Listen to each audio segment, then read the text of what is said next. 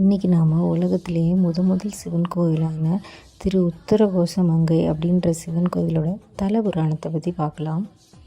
இங்கே இருக்க நடராஜர் சிலை 6 அடி உயரத்தில் மரகத கல்லால் ஆன நடராஜர் சிலை. சிவபெருமானுக்கு எத்தனையோ கோயில்கள் இருந்தாலும் எல்லா இடத்துலையுமே அவர் நிறைஞ்சிருந்தாலும் அவரோட சொந்த ஊர் அப்படின்ட்டு ராமநாதபுரத்தில் இருக்க இந்த உத்தரகோசமங்கையை தான் சொல்கிறாங்க. மற்ற எல்லா சிவபெருமான் கோயில்கள்லையுமே இரவு பூஜை நடத்தி கடவுளை தூங்க வச்சுட்டு நடைய சாத்துறதுக்கு முன்னால் 9 பாடல்கள் பாடுவாங்க. அதில் எல்லாத்துலேயுமே உத்தரகோசமங்கை சுவாமி அப்படின்ட்டு தான் வருதாம். இங்கே இருக்க நடராஜர் சிலை சிரித்த முகமாக காணப்படுது. இந்த கோயிலை ஆதி நடராஜர் கோயில் அப்படின்ட்டு சொல்கிறாங்க. ஏன்னா இந்த கோயிலில் தான் பார்வதி தேவி மட்டும் காணுமாறு சிவபெருமான் நடனம் ஆடினார். அதுதான் இதை ஆதி நடராஜர் கோயில் அப்படின்ட்டு சொல்கிறாங்க.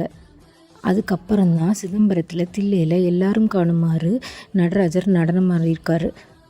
இந்த நடராஜருக்கு கழுத்தில் பாம்பு இருக்காது, தலையில் கங்கை இருக்காது, இடுப்பில் புலித்தோலும் இருக்காது. இந்த உத்தரகோசமங்கை இதோட பெயர் காரணத்தை என்ன சொல்கிறாங்கன்னா, உத்திரம்ன்றது சிவனும் மங்கைன்றது பார்வதின்னும் கோசம் அப்படின்னா ஏதோ ஒரு ரகசியம், அதாவது சிவன் பார்வதிக்கு ரகசியம் கூறிய இடம் அப்படின்றாங்க. இன்னொரு அர்த்தமாக உத்திரம்ன்றது சொற்பொழிவாகவும் மங்கைன்றது பார்வதி தேவியாகவும் கோசம்ன்றது ஒரு ரகசியமாகவும், அதாவது சிவபெருமான் ஒரு பார்வதிக்கு ரகசியம் சொற்பொழிவாற்றிய இடம் அப்படின்னு சொல்கிறாங்க. அதனால தான் இது உத்தரகோசமங்கை அப்படின்ட்டு அழைக்கப்படுது.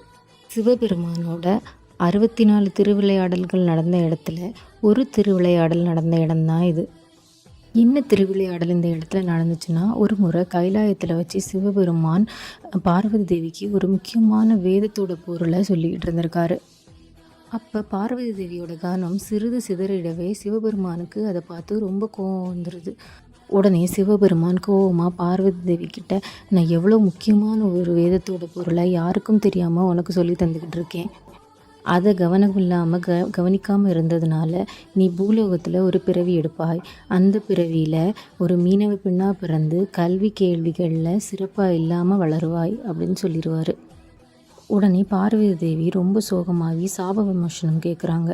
அதுக்கு சிவபெருமான், நானே வந்து உன்னை கல்யாணம் பண்ணி இப்போ நீ தவற விட்ட வேதத்தோட பொருளை அங்கே வச்சு உனக்கு சொல்லி கொடுத்து கூட்டிகிட்டு வருவேன் அப்படின்னு சொல்லுவார்.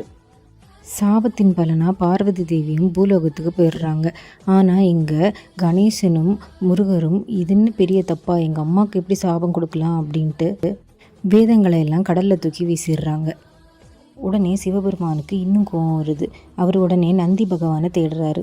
ஏன்னா அவர் தான் கைலாயத்தோட பாதுகாவலர். அவரோட அனுமதி இல்லாமல் எப்படி வேதங்களை இவங்க தூக்கி வீசினாங்க அப்படின்ட்டு அவருக்கும் சாபம் கொடுத்துட்றாரு, நந்தி பகவானுக்கும். அதாவது கடலில் வீசப்பட்ட வேதங்களை ஒரு மீனாக பிறவி எடுத்து அதை தேடி அலைஞ்சு கண்டுபிடிக்கிறதுக்கான வேலையை நந்தி பகவானுக்கு கொடுத்துருவார். அதன்படி நந்தி பகவானும் ஒரு பெரிய சுறா மீனாக பிறப்பெடுப்பார். பார்வதி தேவி ஒரு பெரிய சிவபக்தனான அங்கே ஒரு மீனவர்கிட்ட வளர்கிறாங்க. அங்கே இருக்க மீனவர்களை மீன் பிடிக்க போகும்போது இந்த சுறா மீன் ரொம்ப கஷ்டப்படுத்துது. அதனால இந்த சுறா மீனை யார் பிடிக்கிறாங்களோ அவங்களுக்கு தன்னோட மகளை கல்யாணம் பண்ணி வைக்கிறதா அந்த மீனவர் அறிவிக்கிறாரு.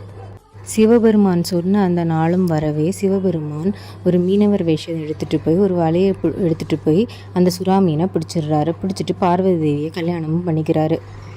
கல்யாணம் செஞ்சதோட தான் சொல்கிறதா சொன்ன வேதத்தையும் பார்வதி தேவிக்கு ஒரு ரகசியமாக அந்த இடத்துல வச்சு சொல்கிறாரு.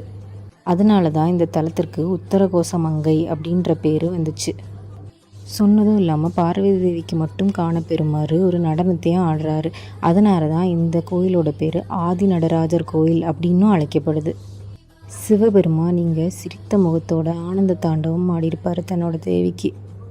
இந்த ஆனந்த தாண்டவத்தை பற்றி கேள்விப்பட்டதும் பல ரிஷிமார்களும் முனிவர்மார்களும் சிவனை நோக்கி தவம் கிடக்க ஆரம்பிச்சிட்டாங்க. எப்படியாவது அந்த ஆனந்த தாண்டவத்தை தாங்களும் பார்க்கணும் அப்படின்னு. இவங்களோட தவத்திற்கும் வேண்டுகோளுக்கும் இடங்க தான் சிவபெருமான் சிதம்பரத்தில் தில்லையில் எல்லாருக்கும் காண்ற மாதிரி நடனம் ஆடுவார். இந்த கால கோயில்கள்லாம் நவகிரக வழிபாடு இருக்குது. இது ரொம்ப பழமையான கோயில் அப்படின்றதுனால இங்கே வந்துட்டு சூரியன், சந்திரன், செவ்வாய் 3 கிரகங்களையும் தான் வழிபடுறாங்க.